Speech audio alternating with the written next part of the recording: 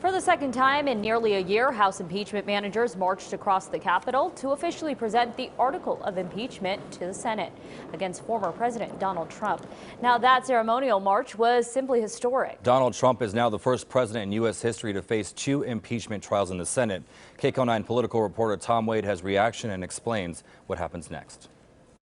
The Senate trial will not start for another 2 weeks, but as it stands right now, Democrats do not have enough Republican votes for a conviction. A historic and solemn scene. The House impeachment managers walking the article of impeachment to the Senate for trial. The second time we've seen this play out in connection with Donald Trump's presidency, the first president in history to be impeached twice. Donald John Trump engaged in high crimes and misdemeanors by inciting violence against the government of the United States. Democratic Congressman Jamie Raskin of Maryland is the lead House impeachment manager. Raskin and the Democrats claim Trump should be convicted for the deadly riotous insurrection that took place at the Capitol January 6th. He threatened the integrity of the democratic system, interfered with the peaceful transition of power, and imperiled a co-equal branch of government. Professor of politics at Claremont McKenna College, Jack Pitney, believes Democrats have a strong case. None of this would have happened if Trump hadn't summoned all of these people to Washington, D.C. This is extremely consequential.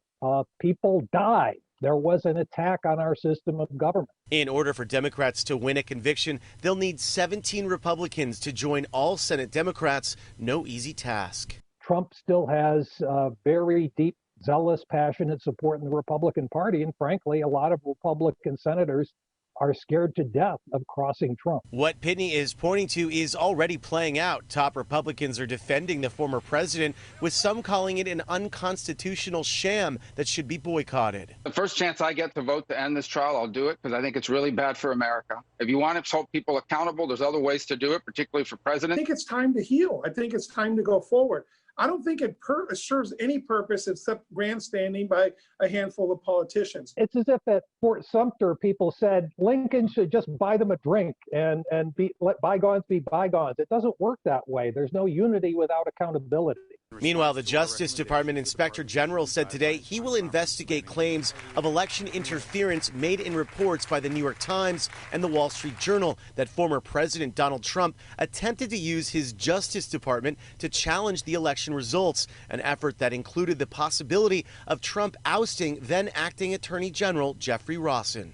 President Trump has been largely silent since leaving office. He does not have access to his Twitter feed, but he did release a statement at one point saying this is the continuation of the greatest witch hunt in the history of politics. I'm Tom Wade, KCAL 9 News.